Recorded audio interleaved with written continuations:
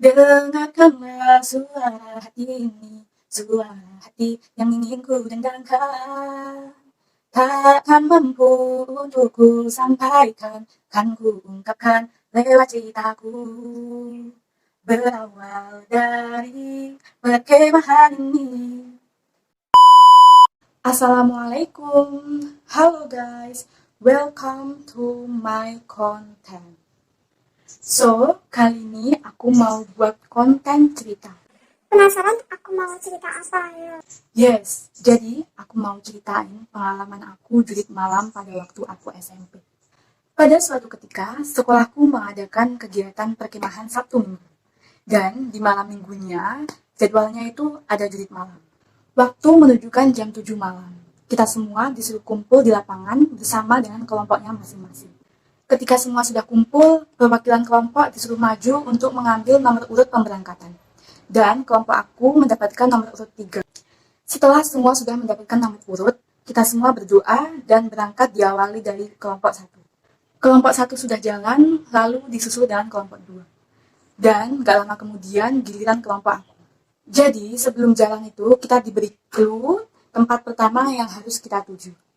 Lalu pada saat di jalan kita semua nggak banyak ngobrol, tapi kita semua memikirkan, memecahkan clue tersebut. Clue yang pertama itu kita disuruh ke tempat orang yang biasa teriak, Belikan malam, belikan malam. nah terus kelompokku itu ada yang kepikiran antara halte atau terminal gitu. Tapi kalau terminal itu jauh gitu, dan yang paling dekat itu halte. Setelah dipikir-pikir, kelompokku memutuskan untuk ke halte aja. Lalu kita melanjutkan perjalanan sambil enjoy lah gitu, sambil ngobrol-ngobrol. Pokoknya masih semangat 45 lah. Dan gak lama kemudian, gak terasa kita sampai di halte. Ternyata bener tuh, clue yang pertama itu tempatnya di halte. Di situ sudah ada panitia yang jaga. Dan di situ kita cuma melakukan absen, laporan. Setelah itu kita disuruh lanjut jalan lagi. Dan di dekat halte itu ada rumah kosong.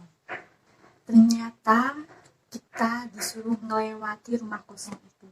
Berani gak berani kita harus tetap jalan dong. Dan ketika kita sampai di tengah-tengah rumah kosong itu, tiba-tiba kita mencium bau-bau bau-bau aneh gitu lah pokok. Jadi yang awalnya sudah kayak ngerasa biasa gitu, kita santai gitu. Tiba-tiba kita takutkan lagi dan bau-bau itu, ya kita semua jadi langsung kayak ayo gandengan tangan langsung gandengan tangan, terus kita jalan lagi pelan-pelan gitu.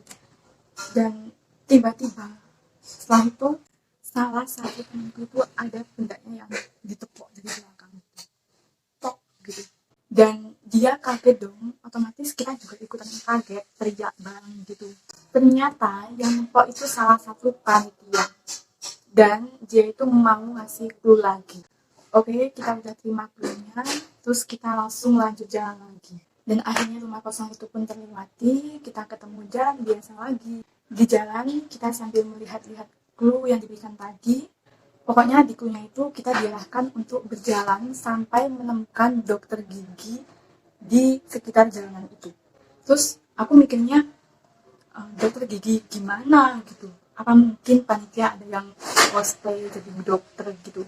Tapi sepanjang jalan tuh kita nggak menemukan orang yang cosplay jadi dokter di jalan itu. Ternyata yang dimaksud dokter gigi itu ada palangnya gitu loh, tulisan yang di atas. Kita baru ngeh kalau di sekitar itu ada rumah praktek dokter gigi. Lagi-lagi kita lega dong udah memecahkan clue-nya itu. Lalu kita samperin tuh rumah prakteknya, dan ternyata di situ ada panitia. Terus pas kita samperin panitia di situ, kok wajah panitia pada bingung. Terus panitia tanya, kalian kelompok 3 ya? Lalu kita jawab kompak gitu, iya. Nah terus panitia bilang, loh kok tiba-tiba udah kelompok 3 aja, padahal kelompok 2 itu belum datang. Semuanya panik tuh, kok gimana ini kelompok 2 gitu. Lalu panitia langsung ngecek absen, dan ternyata baru enggak kalau kelompok 2 itu belum datang juga di halte tadi. Sedangkan kita selama di perjalanan tuh nggak bawa HP, nggak ada yang bawa HP sama sekali. Terus gak lama kemudian ada panitia yang datang gitu, ngasih kabar kalau kelompok 2 itu salah jalan, mereka bisa-bisanya ke arah terminal gitu. Ya nggak salah sih kalau mereka kepikirannya ke terminal, kita aja tadi juga sempet mikir terminal gitu, tapi yang dekat itu halte, dan perjalanan dari sekolahku ke terminal tuh lumayan jauh. Lalu sebagian panitia itu ada yang jemput mereka gitu, dan kita disuruh lanjut untuk jalan karena ternyata sudah hampir dekat tujuan utamanya. Dan kalian tahu nggak, ternyata kita disuruh jalan ke arah kuburan. Dan aku kira itu kita cuma lewat gitu aja. Ternyata memang di situ finishnya. Eits, tapi belum selesai ya. Di situ ada beberapa panitia yang memberikan kita tugas apa yang harus kita lakukan di kuburan itu. Kayak nggak expect banget kuburan loh ini. Aku kira rumah kosong tadi itu udah yang paling menantang. Terus tugasnya kita di kuburan itu, kita disuruh mencari nama-nama orang yang sudah meninggal. Setiap kelompok diberi 3 nama yang harus dicari. Sangat menantang bukan? Mana kuburannya luas lagi. Berani nggak berani ya kita harus gas dong. Karena anggota kelompok ada 6, jadi kita mencari 2 anak untuk mencari 1 nama. Setelah itu kelompokku memutuskan untuk mencari biar lebih cepat gitu, lebih cepat selesai. Tanpa basa-basi, setelah itu kita langsung masuk ke area kuburan itu. Dan aku sama temanku itu bener-bener yang sepanjang jalan itu ngucap terus istighfar, sholawat, sambil ngeliat satu persatu batu nisan yang tertulis nama-nama gitu. Untungnya yang punya nama itu nggak manggil kita gitu ya. Coba kalau manggil kita, aku ndek ini, aku ndek ini gitu. Bukannya seneng, kan malah kita kabur kali. Coba bayangin deh gitu, kita udah dipanggil tuh, udah nggak sulit-sulit mencari, tapi ya nggak gitu.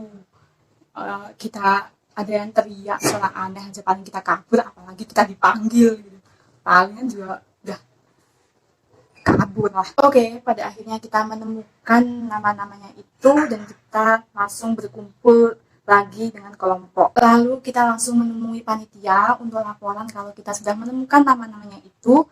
Dan setelah itu sambil menunggu teman-temannya lain, kita boleh istirahat dulu. Oh iya, BTW kelompok 2 tadi sudah ketemu dan langsung dibawa ke lokasi terakhir ini, yang kuburan itu, dan melanjutkan tugasnya sama seperti kelompokku.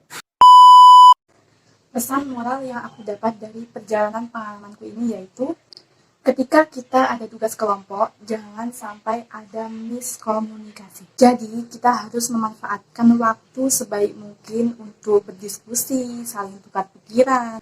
Dan yang paling penting, kalau ada pendapat, jangan dipendam sendiri. Utarakan aja biar dipertimbangkan bersama. Oke, itu tadi sekilas cerita pengalaman dari aku. Dan terima kasih buat yang udah mau nonton sampai akhir. And see you di kontenku selanjutnya. Bye!